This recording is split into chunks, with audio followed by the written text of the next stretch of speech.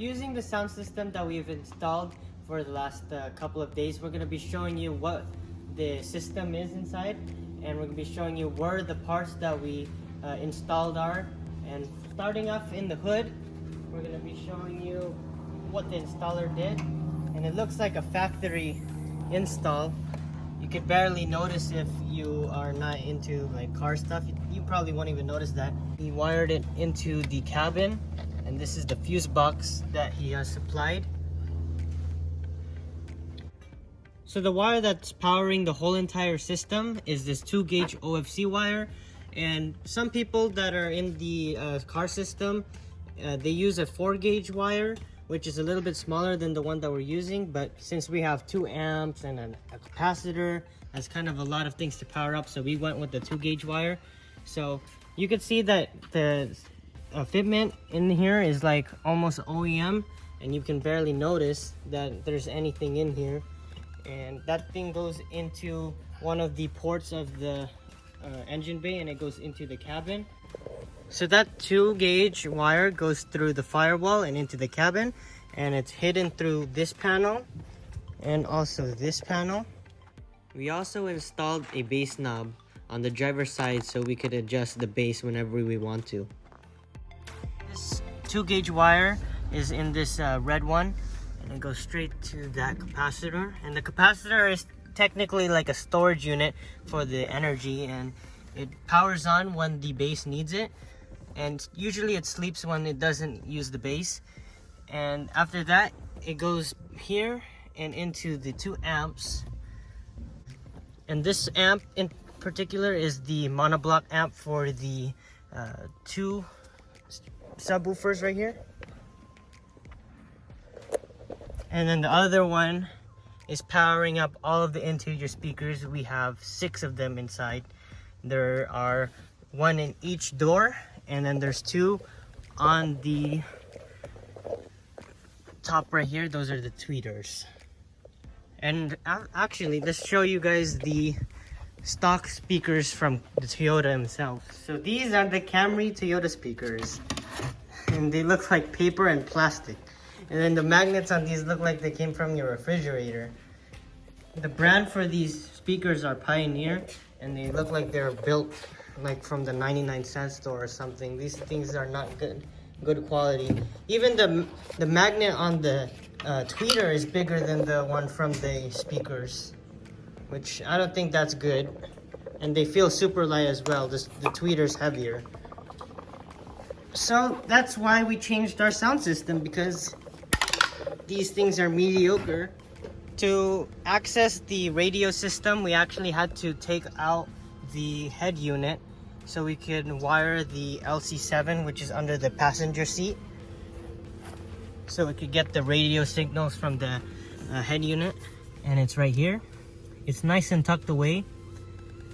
The installer has already tuned the mids, highs, and bass for the LC7i, and that goes right under here and into these cables, which it goes to the amp, and then it powers up the speakers, which are all in these wires, and that goes into the bottom of the car, which everything is hidden, and the install is excellent. So all of these amps and that capacitor are being held by this one wood board, which is covered in this black felt. It makes it look like it's camouflaged, and it joins these 2 seats together, and it's just one big seat now, which is totally fine for us because we're not putting any like long things into the back of the trunk. You can see that the wires are straight, and they're all zip tied together, and they're nice and neat. All of this goes throughout the car, which is kind of crazy how you can't even see any of those wires. They're all just linking up to here. Yeah, so that's how our setup looks in the back. And all of this is just one panel. There's no flexing. And it's perfectly aligned so that it could close like that. And you still got your 2 seats in the back. So here's the trunk. You could see the 2 Kicker Comp VRs right here. And right on top is all the Kilmat that we have put in. And all of this is being wrapped around the holes of the roof. And it's also in the quarter panel right here and also right here. And it's in the bottom here too. And the trunk also has it under these panels. It actually makes this a little bit heavier too, so it has that more crisp close too. There's no rattles when you close it. And all of this was being put on by a heat gun. You could heat it to a certain temperature and it'll adhere like a vinyl wrap. But it's as thick as like some double-sided tape. You could tell that there's so much space in there. And it's nice and clean too.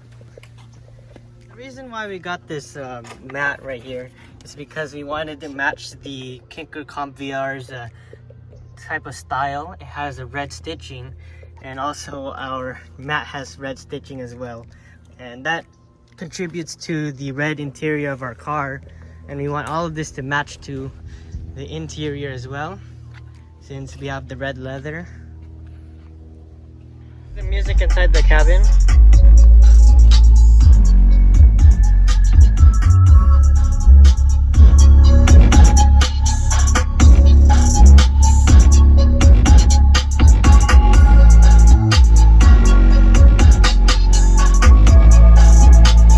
See that the capacitor is right here, and you can see the voltage of what it's reading right now.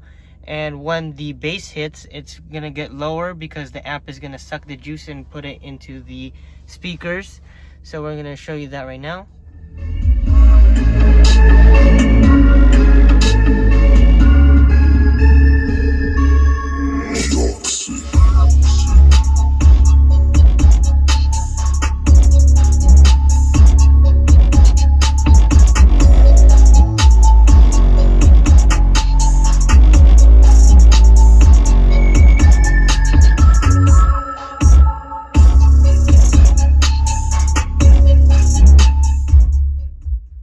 It'll go back to its original voltage.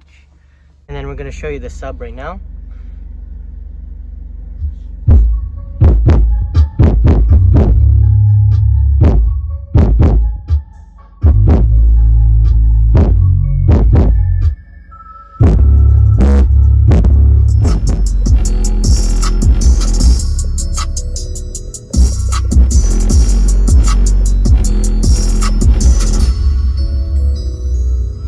Guys, so we're gonna be doing a sound bite on what the sound system on the Camry is right now.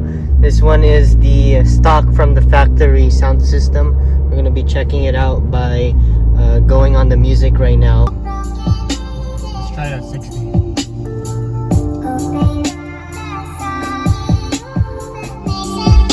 Yeah, feel me? I might sip up this bottle until it get hollow. Shit, I might sip up.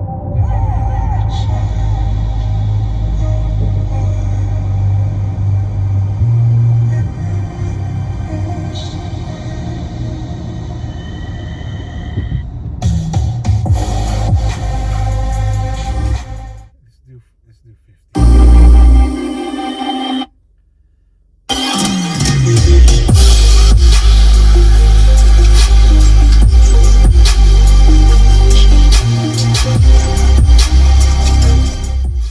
So that's going to be the end of our video. I hope you guys enjoyed and also got some motivation if you guys wanted to get a sound system for your Camry. And in our next video, we're going to be showing you a product that Hydraulics has sent us.